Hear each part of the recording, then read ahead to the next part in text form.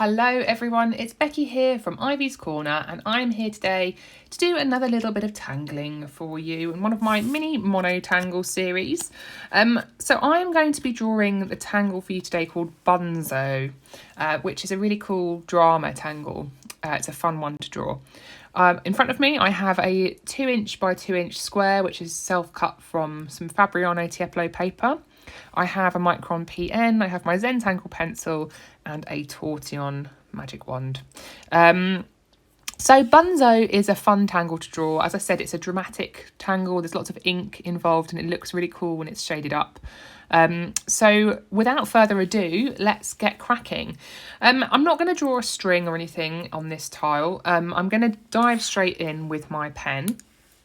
And there's actually a couple of ways of drawing Bunzo. I think sometimes when in the world of Zentangle, things that can sometimes get, tangles can sometimes get tweaked and changed or used in different ways. And sometimes tangles that maybe look are called the same thing sometimes end up looking a little bit different depending on who draws them. So I'm sort of going to show you a couple of ways of drawing Bunzo. Now, I think the way that I learned how to draw Bunzo was by drawing essentially kind of like I feel like it looks like a mussel shell. So I'll show you a couple of versions of that and then I'll show you how to kind of grow it. And I'll grow it in a way that's sort of technically is the same tangle, but it looks slightly different. So to start with Bunzo, I'm going to draw with my pen. I've got my Micron PN here. I'm going to start in the corner and I'm going to draw a kind of a large petal shape. So I'm going to come out from a point, draw a large petal shape like this, and then reach back down where I've started. I'm then going to aura that 3 times. So I'm going to do a fairly tight aura here, once, tethered to this bottom point here, 1, and again, 2, coming a little bit smaller, and then another 1, 3. So we end up with this sort of concentric almost petal shape thing here. And then what I'm going to do once I've drawn that is I'm going to add some ink and some sort of black like some drama to this pattern that I'm drawing. Now when we add ink, often a good way of creating kind of the illusion of shade and highlights is to add what we call a shine break. So what I'm going to do is I'm going to add a shine break into the areas that I'm going to ink in. I'm going to ink in alternate areas. So I'm going to start by inking this outer area here, leave this central one blank, ink in this one here, and then leave this middle one blank here. So to add my shine break, I'm essentially I'm going to ink in this space here. So basically start on one end, like so, and just take my time to ink this in. Now, as I said, you can just ink the whole thing in if you want to, but I'm going to show you the shine break element, which kind of just looks really cool without having to worry about highlighting. When I get to this central area, I'm going to just do some little flicks like this to make my edge look a little bit uneven. And then I'm going to just finish inking this area in. But I'm going to stop my inking in at this point. I'm going to turn my tile and just do the same thing on the opposite side. So flick this pen in here to create this kind of rough edge, and then continue to ink in the rest of this space. And by doing that, you can kind of already see how there is a kind of a gap that looks a little bit shiny. So call it a shine break. And any time that you're adding a lot of ink to something, it's nice to kind of maybe consider adding that shine break in there because it can just make things look really dimensional, quite cool. So I'm going to repeat that process on this sort of centre band here. And I'm going to start by flicking in the centre there, just flicking the pen to give that kind of rough edge, turn my tile, and then repeat that step on the other side. And then once I've done that, I've kind of got that rough edge set, so I can then don't have to worry about the rest. It kind of just fill that space with the pen, a nice bold colour. There we go. So that is our first Bunzo, and you see how it kind of looks a bit like a mussel shell. I'm going to do another one down here just to repeat that process. A little bit smaller. So there's 1, and then 1 aura, 2 and 3. And obviously you can add as many as you want in here. It doesn't have to be the 3, but I find 3, whatever shape I do, it always seems to fit. So I'm just going to spend some time now adding this ink. It's funny how the one tangle can end up looking kind of quite different. I've seen people tangle Bunzo this way, and I've seen people tangle it in the way I'll show you in a second. And neither is wrong. This is just kind of the nature of tangles. I think they sort of start to morph and maybe take on slightly, depending on who's drawing them and where they learn, you know, I suppose you could class them as separate tangles really, because they look fairly different. But then equally there's tangles that have got different names that look very similar. So there's not really any hard and fast rules when it comes to these things. It's all just whatever you want to do really. So there you go, there's my second one. And then I'm going to start to grow this Bunzo out in a different way that I learnt Bunzo. So obviously you have this kind of, the principle is the same in terms of alternating black and white, and potentially with a shine break if you want to leave one. But not necessarily in this shape. You could just keep repeating this sort of mussel shells shape again and again, and that would be a really lovely way to draw Bunzo. But what I'm going to do is just start to add kind of tethered auras to these spaces in a fairly kind of random way. And I'm going to keep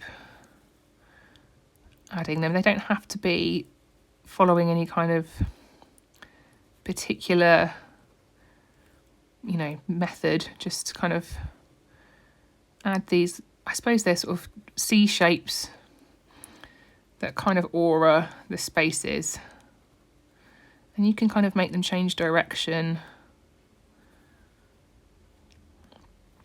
Actually kind of reminds me of the Tangle Polygon, which is a different one.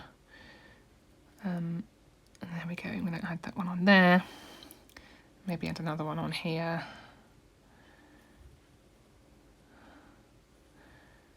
And you can just kind of grow it in any way you like. So there's lots of opportunities. Now, obviously, I've got lots of white spaces here, but what I'm going to do is alternate my spaces with black and white. So because this outer one here is black and this one is too, I'm going to leave this one white and this one. So the next one that I ink in will be this one here and this one here. But I'm going to do the same, apply the same sort of shine break principle to this. Now, obviously, if I'm following along from this shine break, I was going to put it here, but then actually these lines sort of curve round a little bit. So I'm going to just move where my shine break is pointing so that it's sort of in line with this bumpy kind of worm that's forming. And then I'm going to do the same thing there. And ink it in. Taking my time.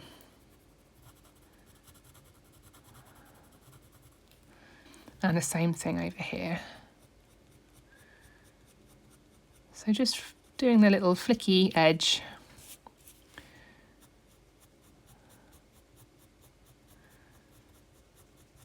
To sort of soften so we don't have a hard line. And then inking it in. And you can see just how dramatic this can look. It, you know, will draw the eye when it's on a tile. And also be quite a good way of filling spaces as well. There we go. So now I'm going to skip one again. So this one I'm going to skip, and I'll do my next black one here.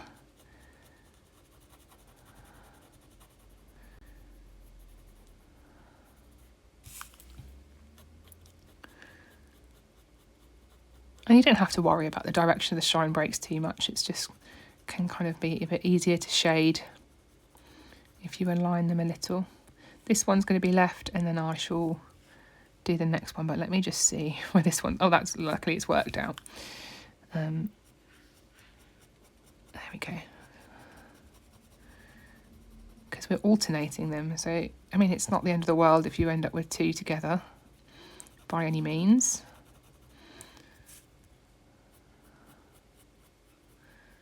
we go. We're getting there. Obviously these ones where you have a lot of ink to fill in can take a little bit longer than perhaps a tangle that doesn't involve quite so much inking in. And then this last one here, I think I'll do two little bits like shine break type things. See how that looks.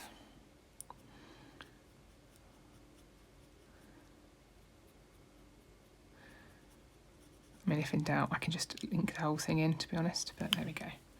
So that looks quite cool. I'm now going to just ink in this bit. So I'm going to leave this one blank and then ink this one in. I mean, I say I'm going to leave it blank. I will add some shade to this in a minute, but for now it's going to be left white. And as ever, the key thing with Zentangle and with shading is that you want to retain white space. So obviously we're adding a lot of ink here and we're retaining the white space so that we can then, if we're going to shade, but we still need to make sure that we retain white space after that. So when I'm picking up my pencil to begin shading this tangle, I'm going to add some graphite and be fairly bold with it, but I'm not going to take it all the way up. I'm going to add it kind of down the centre. I'm not going to add any graphite to the black. I'm only adding it to the white, because if I add it to the black, it will make it look less black and slightly shiny. So on these mussel shell ones, I've added it kind of halfway up before the shine break happens. And then once I use my tortillon, I'm going to invite this graphite up about as far as the shine break travels. So soften the one that the graphite I've placed and then encourage it further up the tile to match up roughly with where that shine break is. And then I'm basically going to repeat that principle on all of these white areas, making sure that I'm keeping these kind of central shine break, the sort of line that's created, free of graphite. Now what you can do is, if you were working on a coloured tile here, you could then go back in with a white charcoal pencil and just kind of restate this, or even if you inked in the whole thing, you could just add the white highlights from the charcoal pencil afterwards.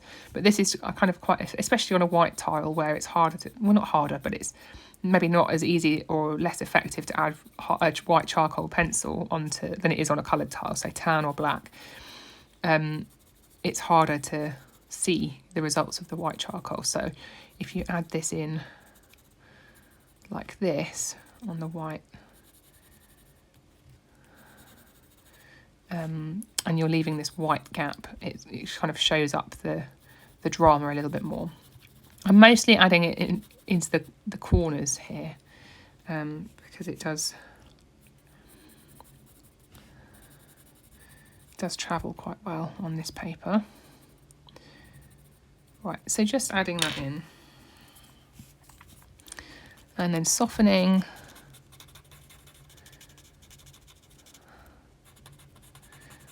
There we go.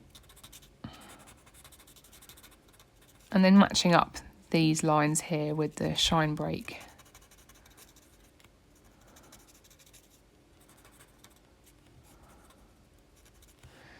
And over here. And this is essentially how you draw the Tangle Bunzo. And I think it's a really fun one to experiment with on your tiles and to see how you can kind of fill space with it, you know, in this sort of growing train of Bunzo, but also how you can kind of keep it maybe more a bit closer with these kind of muscle shapes as well. But yeah, I just think it looks so rounded and so 3D. It's a really fun one to draw. So yeah, I hope you liked this one. Please do like and subscribe my videos onto my channel. I have lots more of these little mini tangles that I'm demonstrating for you to show you how to draw them. I also tend to put these together into a tile every so often, the ones that I've been doing recently. I have lessons, free lessons available on my website, and also some paid for courses and one-off lessons for you to enjoy. So hop on over to my website to see that. But yeah, I hope you enjoyed it. Thank you so much for watching, and I'll see you next time.